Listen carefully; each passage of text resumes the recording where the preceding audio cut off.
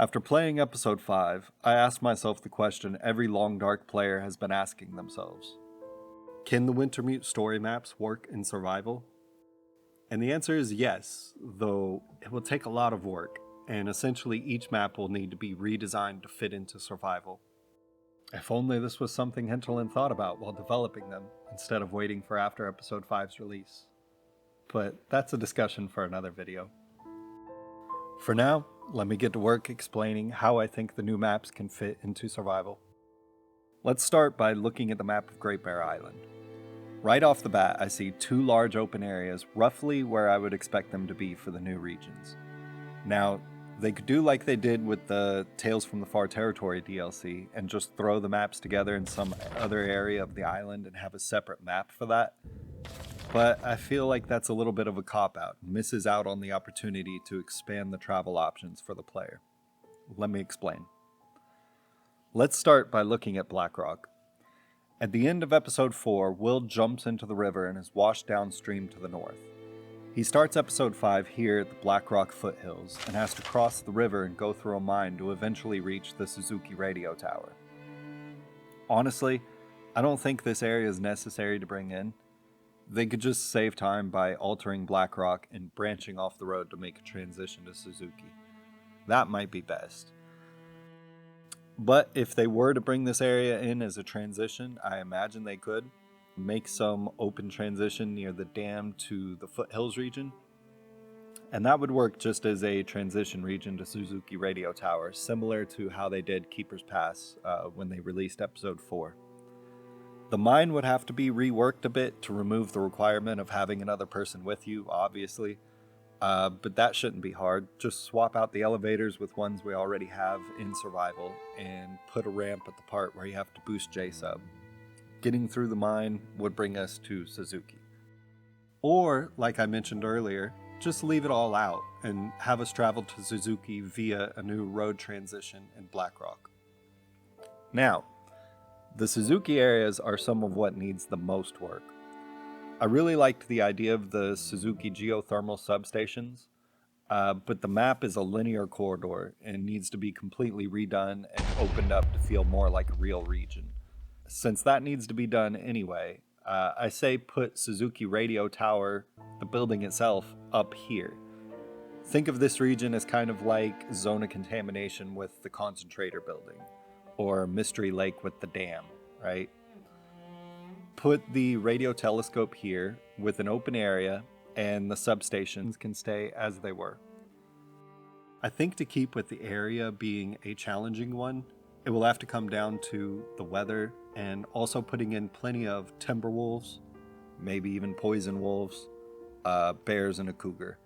I think they could even keep the functionality of the substations providing power to the radio telescope building. It would be great fun to make a very special place to make base at. Maybe they could even make the power only last for a certain time, like 30 days or something. Then you will have to reactivate the substations again if you care about having power in your base. You know, just in interest of balance or something. I don't know. On the bottom of the map, the road by the first substation could be continued and lead us to the blocked tunnel near Spruce Falls Bridge in Mountain Town. I'm excited by this idea because having a connection between Milton and Blackrock not only makes sense if a new region were to be placed between the two, but it would be great to give players a new route to traverse the island and a way out of Milton that's not a rope climb. Now, let's move on to Perseverance Mills. At the end of episode 4, we see Astrid left Coastal Highway in a canoe and washed ashore at Perseverance Mills.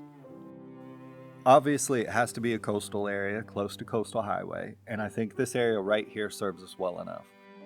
To get there, I think we can make use of the blocked tunnel at the train unloading area. Going through there would lead us to the Railway Journey region, which again I think would have to be totally redone, but I think having the train in survival mode, limited to just this transition region, would be a great fun departure from the other areas of the game we've become accustomed to.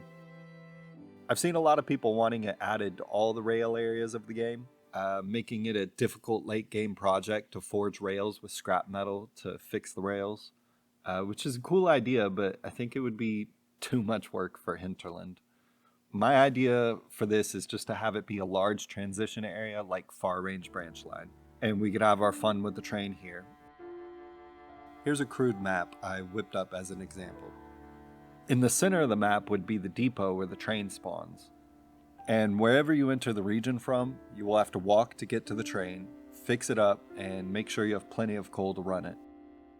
Here at this depot would also be the transition to Perseverance Mills, which, fun fact, already exists. A YouTuber by the name Flaw uploaded this clip showing him goating his way out of the map and going through a transition that was left in the game that leads directly to the mills.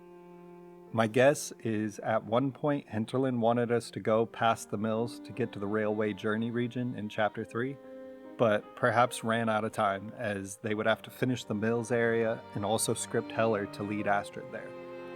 But who knows? Point is, the transition is there. On the north end of the map, you could ride the tracks up most of the way before they would end at some other vacant depot or something. And a road transition would lead you to the end of the road area in Pleasant Valley, just based on what I think makes sense of the maps and where the possible transition areas could be. On the east side of the railway transition region, you would have the SAR station, which is on a cliff on the coast. And I would add a coal mine transition to Desperation Bay. This will be a nearby renewable source of coal for the train. Let's move on now to the Perseverance Wilds map. This map is the most suited for survival, but I do have a little problem with it. Is it just me, or is this lookout tower in the most random spot? I don't know why it's here, and the visibility from the top isn't all that great, to be honest. I think it could be moved to maybe here would be better. But let's not nitpick and move on to the town now. Due to events that take place in the lore and the story, many of the homes are expected to be boarded up or burnt down. But still, I would like to be able to enter more than just 3 homes, which is how many are available in Wintermute. Having the ice area with the boats and the mill as well be unlocked and accessible for exploration would be great. And I swear, if I can't enter Terry's Radio Shack, I will riot. Let me in! Let me in! Desperation Bay is another map that won't take as much revising to put into survival. I say that, but of course, each map will have to be considered for what balance of wildlife it should have, where they should spawn, balance of resources, and so on. A lot of work. The details are not what I'm focused on. But an idea I do have for this area is, get ready for it, a houseboat. On the far edge of the map near the Fukatsu Maru could be a little Canadian houseboat stuck in the ice. Sure, the lighthouse is a great place for a base, but who can deny the charm of a little houseboat? Okay, that was random. Moving on. Something else Desperation Bay needs is another entrance / exit. It takes a while to get to the ship, and there's a reason the story mode teleports you back, because tracing your footsteps on the long walk back to town is tedious. It'd be nicer if we had a choice in what route to take. Now remember the coal mine transition back to the railway region, but we could add another. My imagined placement of Desperation Bay has it near Ash Canyon, and looking at that map, I imagine Narrow Falls Cave here could be remade into a transition cave that connects the 2 regions. So, let's take a look at this excellent fan-made interactive map of Great Bear, with my suggested changes in mind. In this area between Mountain Town and Blackrock would be the new Suzuki region.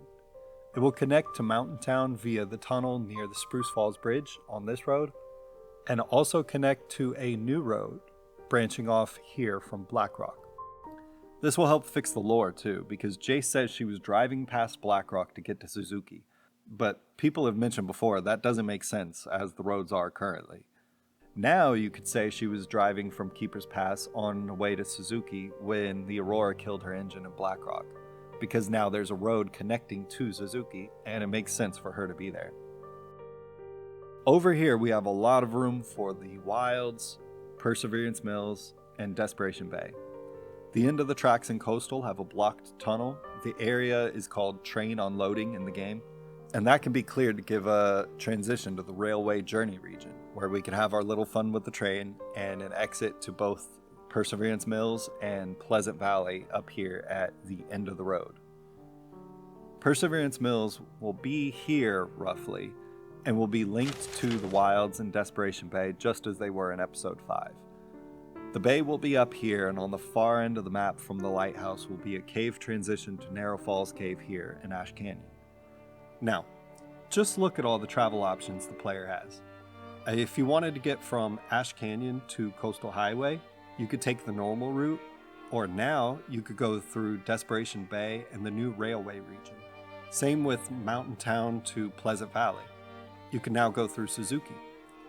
Mystery Lake finally gets a break from being the main route between the west and the east. Just having the island open up to new travel routes would be massive for this game, and I think players would enjoy it a lot. I'll tell you, I used to make custom maps for Halo 3, and one thing I learned doing that is that an area feels nicer to play in when there are multiple options for player movement. You want flow of movement across the map. Same principle here. One last thing I'll mention before ending the video is I deliberately left the Broken Bridge and Desolation Point alone. A lot of people expect that to be a natural transition to Perseverance Mills, but that conflicts with the long development mod, which I don't want to do, and I hope Hinterland doesn't either. As I showed here, there are plenty of options for new transition areas. Anyway, what do you think? Let me know in the comments if you think it's a good plan or still needs work. Would you do it differently? Also, please be sure to subscribe. I'm working on some other videos related to Episode 5, and I hope to have them out soon, so don't miss them. Alright, thank you very much for watching, and stay warm, stay safe.